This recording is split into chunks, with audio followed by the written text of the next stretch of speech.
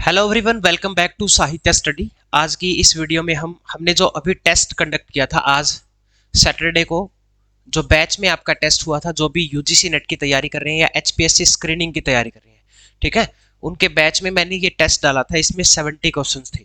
तो इसका आंसर जो मैं यहाँ पे आपको सॉल्यूशन दे रहा हूँ, तो आप अपने मार्क्स जो है वो चेक कर लेना, ठीक है। और जो भी इस वीडियो को देख रहे हैं, जो हमारे स्टूडेंट नहीं है, अगर आप एचपीएससी की तैयारी कर रहे हैं या यूजीसी नेट की तैयारी कर रहे हैं, तो आप हमारे साथ बैच में भी जुड़ सकते हैं। इसमें हम आपको ऑब्जेक्टिव और सब्जेक्टिव जो है वो दोनों एग्जाम की तैयारी करवाते हैं, ठीक है। इसी में आपके मॉक टेस्ट वगैरह, unit wise test, study material सब कुछ प्रोवाइड किया जाएगा। और ये हमारा बैच जो है वो यूजीसी नेट के लिए चल रहा है। तो आप इनमें से जिस भी एग्जाम की तैयारी कर रहे हो, तो आप हमारे साथ इस बैच में जुड़ सकते हो, ठीक है। तो चलिए क्वेश्चन पे आते हैं हम। सबसे पहले अगर हम बात करें फर्स्ट क्वेश्चन की, who among the following dramatist does not belong to the age of restoration. इसमें से बताना है कौन सा ड्रामेटिस्ट है जो हमारी रेस्टोरेशन एज के अंदर नहीं है। रेस्टोरेशन एज कब से कब तक है? 1660 से लेकर 1702 तक। इस टाइम पीरियड को हम बोलते हैं रेस्टोरेशन एज, जब चार्ल्स सेकंड ने मोनार्की को रिस्टोर किया था, ठीक है। चार्ल्स फर्स्ट को मार दिया था प्यूरिटन्स ने, और उसके बाद चार्ल्स सेकंड फ्रांस भाग गया था। बाद में वो वापस आया और अपने मोनार्की को रिस्टोर किया, जिसकी वजह से इसको बोलते हैं रेस्टोरेशन एज। इसमें विलियम कॉन्ग्रीव है, बिल्कुल है। जॉन वेनब्रू है। Ben Jonson. Ben Jonson is a Elizabethan playwright. So right answer क्या होगा इसमें? ऑप्शन सी हमारा इसमें सही आंसर होगा। उसके बाद which restoration dramatist did write a play the country wife. इसमें से बताना है कि कंट्री वाइफ किसने लिखा है। विलियम कॉन्ग्रेव ने लिखा है, जॉन ड्राइडन ने, विलियम वाइचरले। ये सही आंसर होगा इसमें। विलियम वाइचरले ने लिखा है द कंट्री वाइफ। इसकी डेट बहुत इंपॉर्टेंट है, ठीक है, पेपर में आती है 1675 आई थिंक, ठीक है। तो एक बार ये क्रोनोलॉजी में याद कर लेना। What type of comedy does the restoration drama belong to. Restoration जो कॉमेडी है, रेस्टोरेशन एज की जो ड्रामा है, वो किस टाइप की कॉमेडी है? It belongs to comedy of manners. क्या ये कॉमेडी ऑफ मैनर्स है या कॉमेडी ऑफ ह्यूमर है? देखो, कॉमेडी ऑफ ह्यूमर तो बेन जॉनसन के टाइम पे लिखी जाती थी, ये तो एलिजाबेथन में है, तो इसको हम कट कर देंगे। कॉमेडी ऑफ रोमांस नहीं है, कॉमेडी ऑफ सेंटिमेंट भी नहीं है। Comedy of manner is right answer, ठीक है। कॉमेडी ऑफ मैनर्स क्या है? ये जिसमें स्टायर लिखा जाता है ना, हम कह सकते हैं कि जो मैनर्स है या सोशल कन्वेंशन है, स्टायर है फैशन पे, मैनर्स पे या आउटलुक ऑफ ऑन लाइफ पे।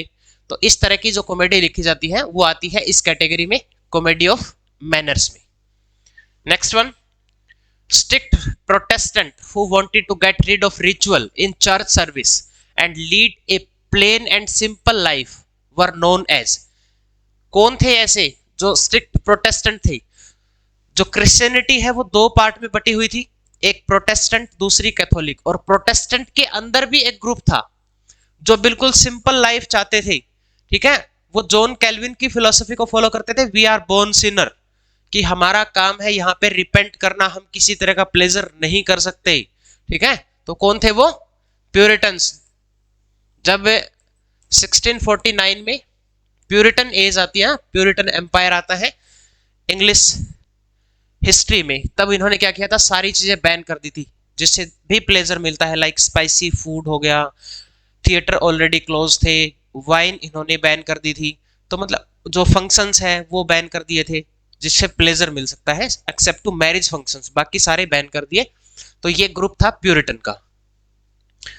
उसके बाद who ascended the British throne in the following glorious or bloodless revolution in 1688। ये तो मैंने आपको ना हिस्ट्री काफी अच्छे से पढ़ाई थी, मैंने बोला भी था आपको कि यहाँ से क्वेश्चन आ जाता है इसमें, तो बैकग्राउंड समझना बहुत जरूरी है।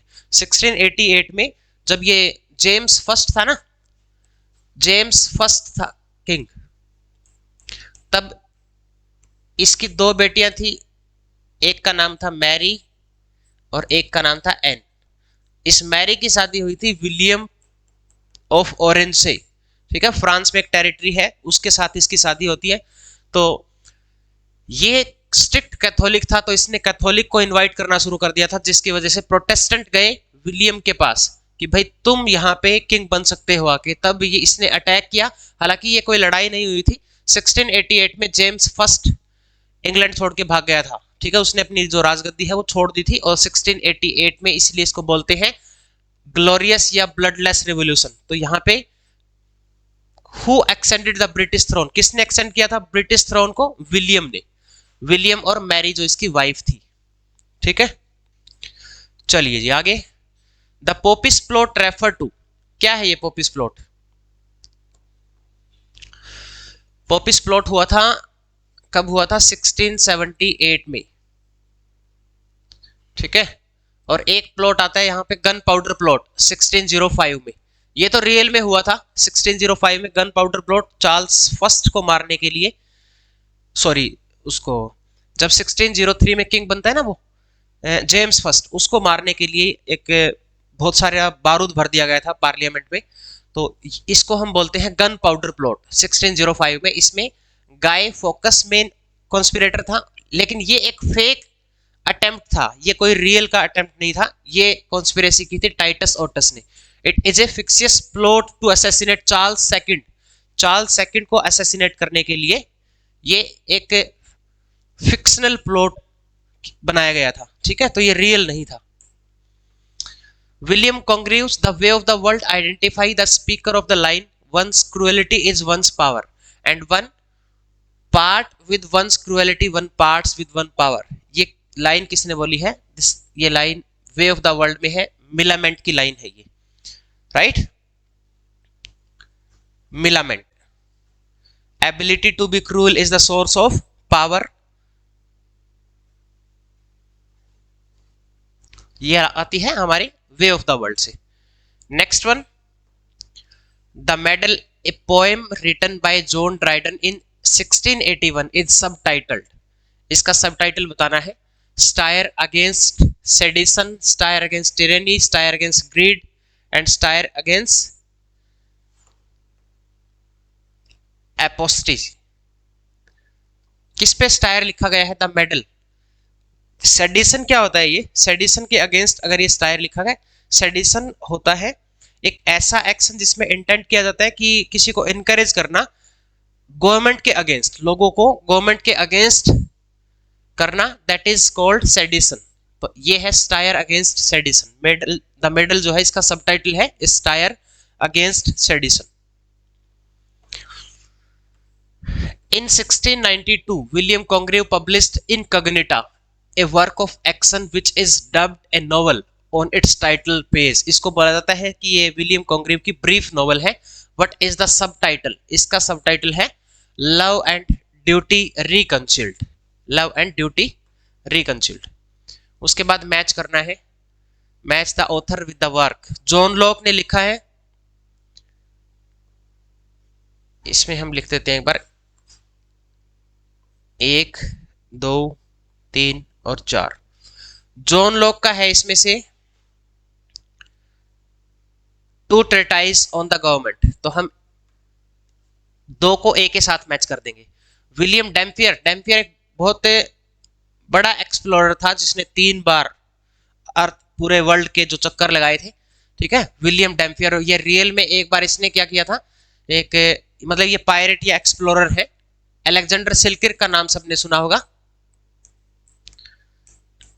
अलेक्जेंडर सिलकिर्क जिसके ऊपर है वो रॉबिन्सन क्रूसो वाली कहानी बेस्ड है इसकी लाइफ पे। तो इसको रियल में एक बार समुद्र में बचाया था इसने, ठीक है, इसने रेस्क्यू किया था। इसको रेस्क्यू किया था विलियम डैम्पियर ने। जर्मी क्यूलर ने लिखा है short view of the immorality and the profaneness of English stage, तो इसको हम मैच करेंगे इसके साथ थॉमस राइमर का ए शॉर्ट व्यू ऑन ट्रेजेडी। इस तरह से इसको मैच करना है। तो इसका आंसर क्या होगा? ए का सेकंड होगा, बी का थर्ड, सॉरी बी का फोर्थ होगा।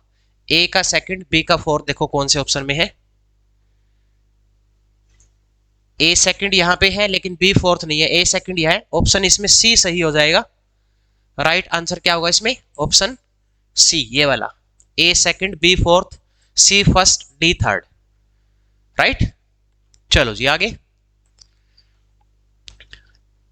An essay of dramatic poesy, whom does John Dryden referred as the most learned and judicious writer which any theatre ever had.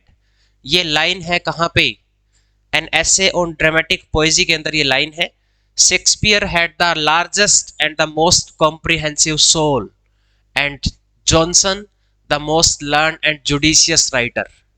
ऐसा बोला है जॉन ड्राइडन ने एन एसे ऑन ड्रामेटिक पोएजी के अंदर। तो ये किसके बारे में है? बेन जॉनसन के बारे में। एफ्राबेन ओरोनोको इज सेट इन, एफ्राबेन का जो वर्क है ये इसको इसकी सेटिंग रखी हुई है सूरीनाम नाम की जगह पे, ठीक है। ओरोनोको जिसका सबटाइटल है the royal slave. Sir Fopling is character in, अब ये बताओ सर फोपलिंग का कैरेक्टर कहां पे है? कॉन्ग्रेव का the way of the world, Dryden the Indian emperor, George Etherege the man of mode, ये यहां पे है जॉर्ज एथर्स का है the man of mode. Option C इसके अंदर सही आंसर है, George Etherege the man of mode. उसके बाद periodical essay in English literature came into prominence in, periodical और एसे कब आए थे? हमने सबसे पहले यहाँ पे न्यूज़पेपर की शुरुआत हो गई थी 1702 में जब क्वीन एन बनी थी, तो उसके बाद से 1709 में जैसे टेटलर, स्पेक्टेटर, एग्जामिनर, ये सारे रैम्बलर बहुत सारे आ गए थे इस सेंचुरी में। तो ये 1700 कंप्लीट हो गई थी, तो मतलब यहाँ पे 18th सेंचुरी स्टार्ट हो गई थी ना, तो 18th सेंचुरी में है ये। राइट आंसर क्या होगा? Option first.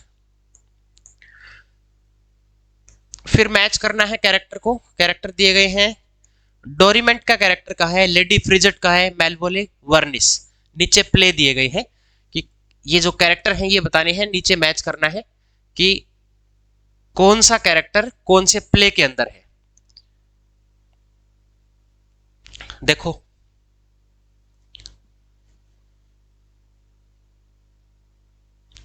डोरीमेंट का कैरेक्टर कहां पे है? The man of mode,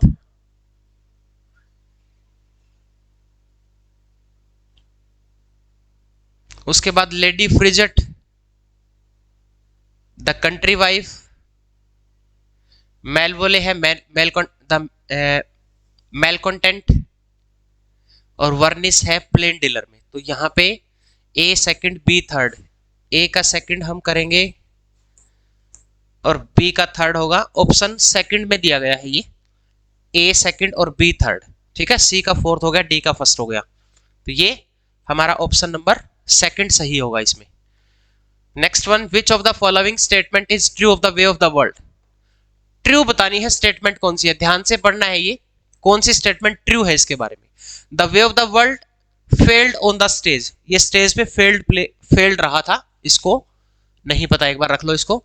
Millamant and Mirabell failed to obtain the consent of Millamant's aunt for their marriage, क्या वो इसकी आंट की सहमति नहीं कर पाए थे शादी के लिए? सहमति हुई थी ना, तभी तो शादी हुई थी, तभी उनको जो उनकी जो पैसे वगैरह उसके पास रखे हुए थे वो भी मिल गए थे। तो ये स्टेटमेंट तो गलत हो गई, फेल तो नहीं हुए, तो इसको कट कर देंगे। The way of the world present a heroine pretending to love an older man, क्या इसके अंदर जो हीरोइन है मिलामेंट, वो प्रिटेंड कर रही है किसी बूढ़े आदमी के साथ उसको प्यार है? ऐसा नहीं है ना, उसको तो मिराबेल से प्यार था, तो ये भी गलत है। The way of the world was performed and published in 1702, लेकिन ये तो 1700 में है, तो ये भी स्टेटमेंट गलत हो गई। तो एक बची हमारे पास कि ये प्ले जो है स्टेज पे एक फेल्ड प्ले था। Which of the following are the major theme in William Congreve's the way of the world, अब इसमें मेजर थीम बतानी है कौन सी है। जेलेसी एंड रिवेंज, रिवेंज जैसी बात है कोई? जेलेसी तो है उसके अंदर, ठीक है।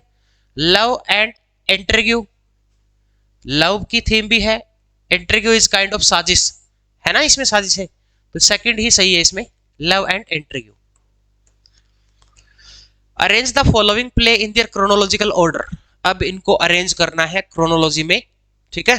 डेट बतानी है, country wife, Cymbeline by Shakespeare, Spanish tragedy by Thomas Kyd, and the rivals, rivals by JB Sheridan. ये तो है 1765 में।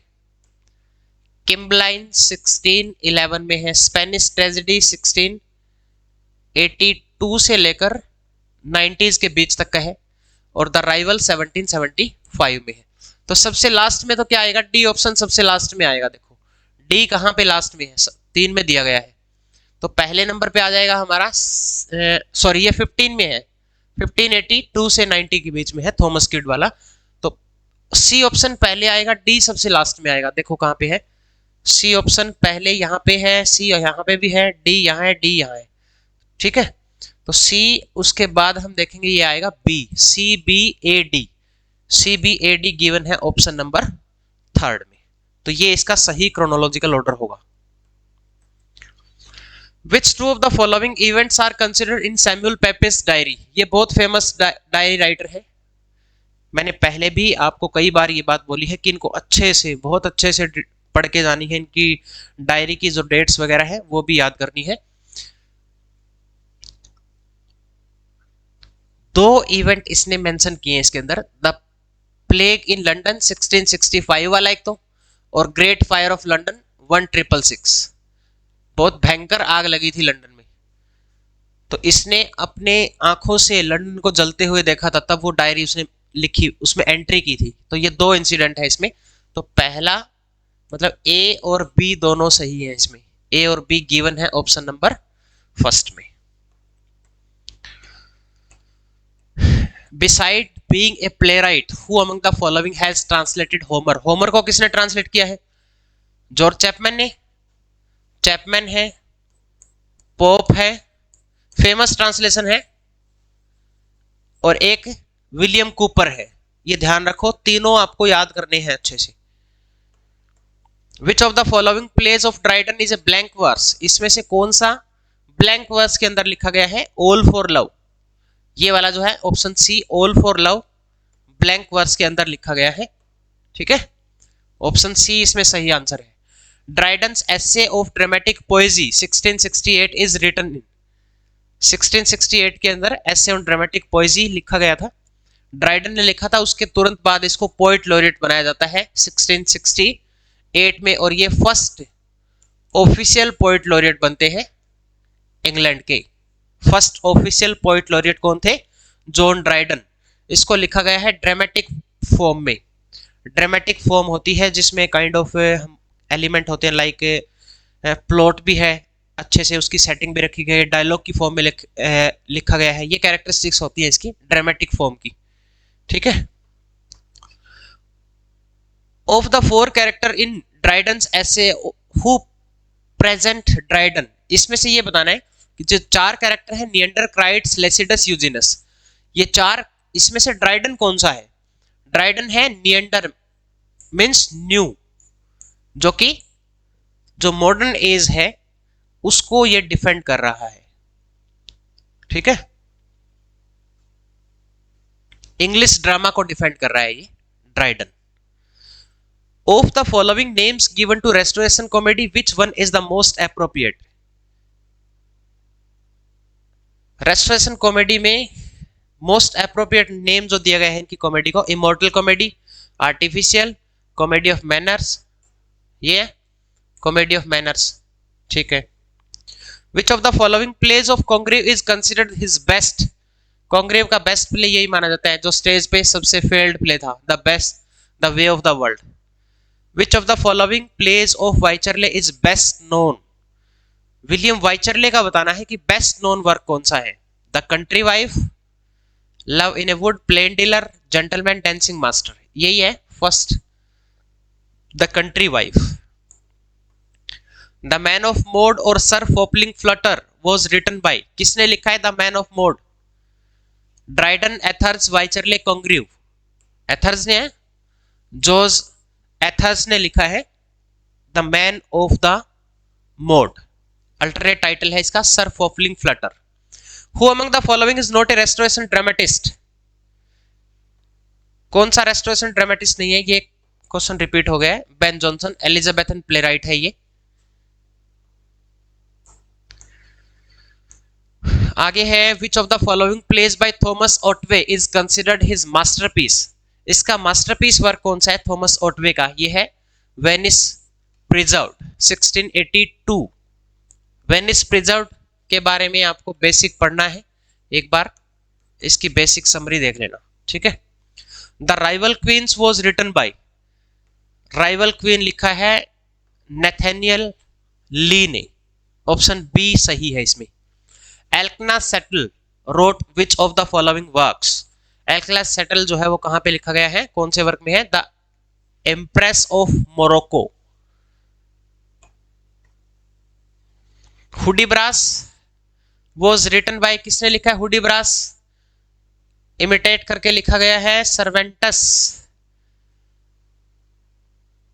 डॉन क्योटे, डॉन क्योटे सर्वेंटस लिखा है ये किसने, सैमुअल बटलर ने। हुडीब्रास वॉज इमिटेशन, किसको इमिटेट किया गया है, Cervantes, Don Quixote by Cervantes. Which of the following works of John Bunyan is autobiographical, John Bunyan, वैसे ये प्यूरिटन में आता है ये राइटर जॉन बनियन, इसकी ऑटोबायोग्राफी बताओ कौन सी है। पिलग्रिम प्रोग्रेस नहीं है, होली वॉर नहीं है, grace abounding to the chief of sinners, ये वाली, ऑप्शन सी इसमें सही आंसर होगा। Next one, when was the pilgrim progress published, pilgrim progress one of the best allegory in the world along with Dante's divine comedy and Faerie Queene, third number पे आती है ये 1678 pilgrim progress. Which of the following works derive its title from a chapter heading in the Pilgrim Progress? Pilgrim Progress से title बताओ किसका लिया गया है, Vanity Fair, Way of the All Flesh, The Way of the World, Vanity of Human Wishes। Title taken by William Makepeace Thackeray. Vanity fair का title लिया है William Makepeace थैकरे, जो कि एक विक्टोरियन नॉवेलिस्ट है, उन्होंने पिलग्रिम प्रोग्रेस से इसका टाइटल लिया है। The neoclassical poetry is largely written in, neoclassical poetry यहाँ पे heroic couplet के अंदर लिखी गई है। Neoclassical poetry was written in heroic couplet, heroic couplet is right answer। Next one, the principal aspects of neoclassical poetry, क्या है इसके जो major aspects classical neo classical poetry के, विट एंड स्टायर, काफी ज्यादा स्टायर लिखे हैं ना यहाँ पे, wit and satire, Alexander Pope लगा लो, चाहे जोनाथन स्विफ्ट है, नियो क्लासिकल एज में ये यही कर रहे हैं, कोई कंटेम्प्रेरी सोसाइटी पे, कोई कंटेम्प्रेरी पोइट्स पे, कोई गवर्नमेंट पे, बहुत सारे स्टायर लिखे गए हैं इसके अंदर। Who wrote short view of the immorality and the profaneness of the English stage, इसकी डेट बहुत इंपॉर्टेंट है 1698, ये लिखा है जर्मी क्यूलर ने, और इसने अटैक किया था उस टाइम के उन राइटर्स पे, उनको बोला गया था कि तुमने रेस्टोरेशन एज के लिटरेचर को वल्गर कर दिया है, तुम्हारी वजह से ऐसा हुआ है। ओनली ड्राइडन अपोलोजाइज, सिर्फ ड्राइडन माफी मांगता है कि हाँ हमने ऐसा किया है, ठीक है। और थॉमस डी उर्फे है, जॉन वेनब्रू है, विलियम कॉन्ग्रीव है, इन पे अटैक किया है इस वर्क के अंदर। First primarily attack on John Vanbrugh, so right answer is Jeremy Collier. Next one, an essay concerning human understanding 1690 was written by, essay concerning human understanding किसने लिखा है, जॉन लॉक ने, जॉन लॉक। इसका एक work आपको याद करना है, लेवियाथन, उसकी डेट भी याद कर लेना, थॉमस हॉब्स की, इंपॉर्टेंट है ये भी। Who said I shall endeavor to enliven morality with wit and to temper with morality, Pope, Swift, Steele, Addison, ऐसा किसने लिखा है, I shall endeavour to enliven morality with wit and to temper wit with morality, ये लिखा है Edison ने, option D इसके अंदर सही आंसर है। 40th का हो जाएगा D. 41, who is the author of the following learn hands for ancient rule A just esteem to copy nature is to copy them, इसका तो सबको पता होगा, to copy nature is to copy them, भाई them कौन है यहाँ पे, क्लासिकल ऑथर्स हैं, ठीक है, उनको भी फॉलो करना है नेचर के साथ साथ, एक अच्छा क्रिटिक, एक अच्छा राइटर बनने के लिए। Alexander pope, the following statement comes from those rules of old discovered not devised are nature still but nature methodized, किसने बोली है ये लाइन? वर्ड्सवर्थ, पोप, कोलरिज और Johnson. N essay on criticism के अंदर है ये। एसे ऑन क्रिटिसिज्म लिखा है किसने? अलेक्जेंडर पोप ने। Swift, the battle of the books is about the dispute between ancient and modern authors initiated by William Temple. Option first is right answer. Swift, a tale of tub is a political treatise है, religious allegory है। तीन भाई है ना, Peter, Martin, Jack, जो कि एक Roman Catholic church को, एक एंग्लिकन चर्च को रिप्रेजेंट करता है। तो एक इसमें वो जॉन कैल्विन भी है, रिलीजियस रिफॉर्मर है जो कि। तो इसका राइट आंसर क्या है? रिलीजियस एलिग्री है ये एक। ऑप्शन बी है इसमें सही answer. Journal to Stella by Swift is address to, ये एड्रेस किया गया एस्थर जॉनसन को। 55 का फर्स्ट हो जाएगा। Which of Swift work is sport in the Irish cause of freedom? Irish cause of freedom की स्पोर्ट में कौन सा वर्क लिखा है इसने? The conduct of the allies, the public spirit of Whigs, Drapiers letter. Drapiers letter is right answer. ये आ जाएगा option C. Freedom, Ireland की जो फ्रीडम है, ठीक है, उसको सपोर्ट करने के लिए लिखा है ड्रेपियर्स letter.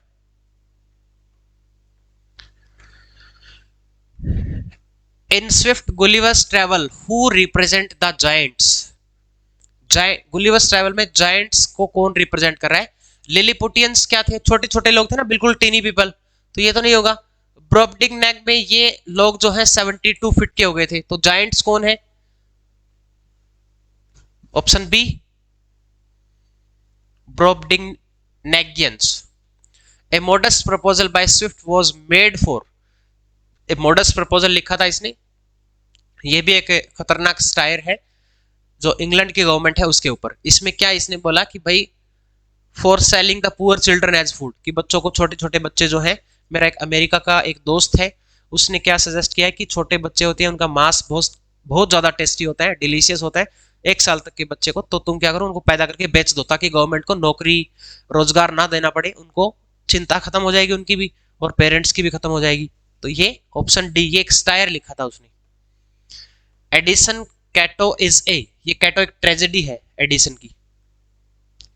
The Tatler was launched in 1709, Tatler किसने लॉन्च किया था 1709 में? रिचर्ड स्टील ने। स्पेक्टेटर वॉज इश्यूड, इसको डेली इश्यू किया जाता था स्पेक्टेटर को, daily. Who wrote the Coverley papers, Coverley papers किसने लिखा है? इन्होंने एक वो क्लब बनाया था ना, उसके अंदर एक कैरेक्टर था sir Roger de Coverley, sir Roger de Coverley. और ये एक फिक्शनल लोग थे ये सारे के सारे एक पेपर के ऊपर, और ये किसने किया था? रिचर्ड स्टील ने। तो आंसर हो गया B. Who wrote for the Spectator under the pen name Isaac Bickerstaff, Spectator किसने लिखा है? इसने भी देखो इजाक बिकरस्टाफ वाला पेन नेम यूज किया है, ठीक है, Isaac Bickerstaff pen name use किया है। जोनाथन स्विफ्ट ने भी किया है, और यहां एडिसन ने भी किया है, जोसेफ एडिसन इसका राइट आंसर है। इजाक बिकरस्टाफ इसने पेन नेम यूज किया है।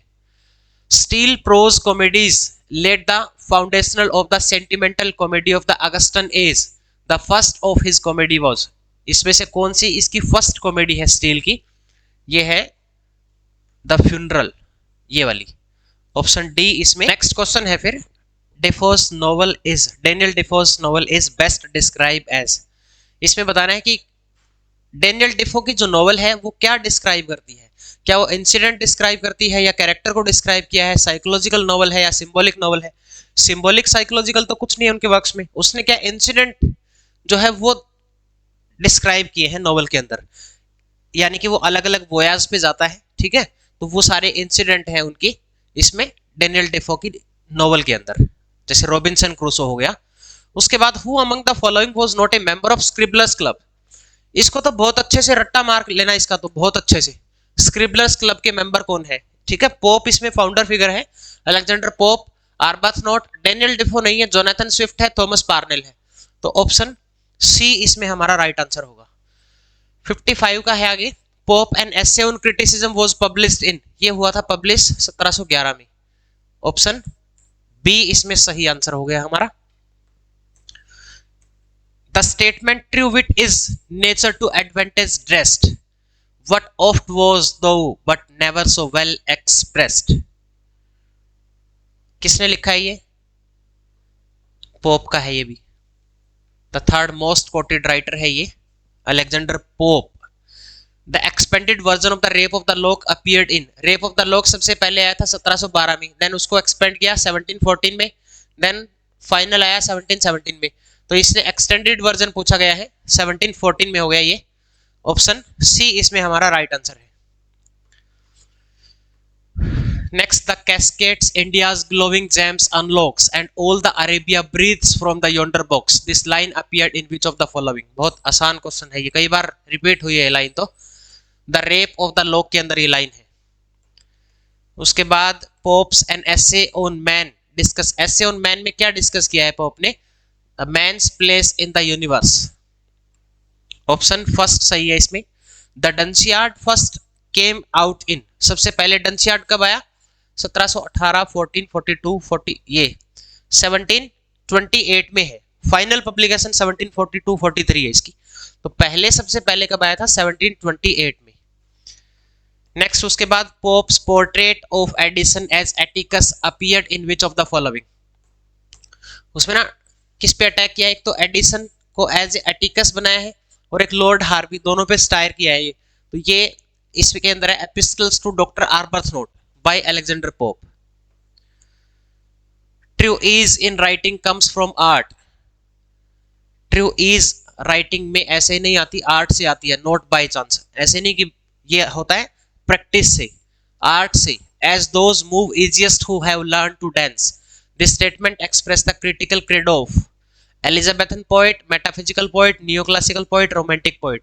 अलेक्जेंडर पोप ने अपने कंटेम्प्रेरी पोएट्स के बारे में बोला है, नियोक्लासिकल पोएट्स के बारे में ही, जो उस टाइम पे जो पोएट्स थे या क्रिटिक थे, ठीक है, उनका जो डिफेक्ट था उनके अंदर, जो टेस्ट ऑफ जजमेंट का, ठीक है, उस पे ये अटैक किया है द नियोक्लासिकल पोएट्स, अपने कंटेम्प्रेरी पोएट्स के ऊपर। द बेगर्स ओपेरा, किसने लिखा है बेगर्स ओपेरा? पोप का दोस्त है ये, जॉन गे। गेज ट्रिविया और the art of walking in the street of London is parody of, ये हीरोइक स्टाइल की पैरोडी है, parody of heroic style. Option B इसमें सही है। Who wrote the life of Samuel Johnson, Samuel Johnson की life किसने लिखा है? ये इसका एक बहुत अच्छा दोस्त है ये, जेम्स बॉसवेल, ठीक है। हालांकि इसने बुरा किया इसके साथ, बेचारे के साथ, बॉसवेल के साथ। जेम्स बॉसवेल ने बायोग्राफी लिखी है किसकी? डॉक्टर सैमुअल जॉनसन की, लाइफ ऑफ सैमुअल जॉनसन। लेकिन जब डॉक्टर सैमुअल जॉनसन ने बायोग्राफी लिखी, 52 पोएट्स की इसने बायोग्राफी लिखी है, ठीक है, 52 पोएट्स की बायोग्राफी लिखी है इस डॉक्टर सैमुअल जॉनसन ने लाइव्स ऑफ पोएट में। लेकिन उस 52 पोएट्स में इसने जेम्स बॉसवेल को शामिल नहीं किया। एक क्रिटिक ने बोला है कि इसने उस पांव को चाटा जिसने इसको लात मारी, ठीक है। इसने बेचारे ने बायोग्राफी इसकी लिखी, लेकिन 52 पोएट्स के अंदर डॉक्टर जॉनसन ने उसको शामिल नहीं किया। गलत ही किया बेचारे के साथ। Johnson's dictionary the first in English came out in, dictionary कब आई थी? 1747 में लिखना स्टार्ट किया था, आई थी 1755 के अंदर। Johnson's edition of Shakespeare with his famous preface, preface to Shakespeare कब लिखा गया है? 1765 के अंदर ये प्रीफेस आया था। Which of the following works of Johnson was written to pay for his mother's funeral, इसके लिए मैंने स्पेशली आप लोगों को ये बोला था कि एक पॉइंट जो सबसे ज्यादा इंपॉर्टेंट है इसके अंदर, वो ध्यान रखना, इसकी मदर की डेथ हो जाती है और बड़ी जल्दी जल्दी में लिख के वो इसको अपनी मदर्स के फ्यूनरल के लिए पैसों की अरेंजमेंट करनी थी उसको, इसीलिए उसको जल्दी जल्दी में पब्लिश करवाया। वो लिखा वर्क वो कौन सा था? Rasselas the prince of Abyssinia, ये वाला, डी। देन उसके बाद है Johnson's discussion of metaphysical poet appears in, Johnson discuss करते हैं मेटाफिजिकल पोएट के बारे में। अपीयर्ड इन, कहां अपीयर हुआ है? Life of Cowley. He consider Abraham Cowley far better than Alexander pope. ये पोप से ज्यादा बेहतर मानते हैं मेटाफिजिकल पोएटिक्स को अब्राहम काउले को, इसलिए स्पेशली इसके ऊपर अलग से एक वर्क लिखा है, लाइफ ऑफ काउले। ठीक है, तो ये हमारे क्वेश्चन हो गए 70। तो अभी हमने 70 क्वेश्चन कंप्लीट कर लिए हैं। हमारी जो एज है, जो बैच में हमारी एज चल रही है वो कंप्लीट हो गई है। यहाँ तक प्री रोमांटिक भी कंप्लीट हो गई है। मंडे से हम स्टार्ट करेंगे हमारी जो रोमांटिक एज है। ऐसे ही टेस्ट इन पे आपके चलते रहेंगे। ठीक है, तो जो भी हमारे साथ अभी लगे हुए हैं तैयारी करने, तो उम्मीद करता हूं कि बहुत अच्छे से आप लोगों की तैयारी भी चल रही होगी। ठीक है, और अगर कोई और साथी हमारे साथ जुड़ना चाहता है बैच में, तो आप हमारे इस बैच को ज्वाइन कर सकते हैं। HPSC के लिए आप इस बैच को ज्वाइन कर सकते हैं। ठीक है, ऐसे ही हम तैयारी करते रहेंगे। चलो मिलते हैं नेक्स्ट वीडियो में। Best of luck, God bless you.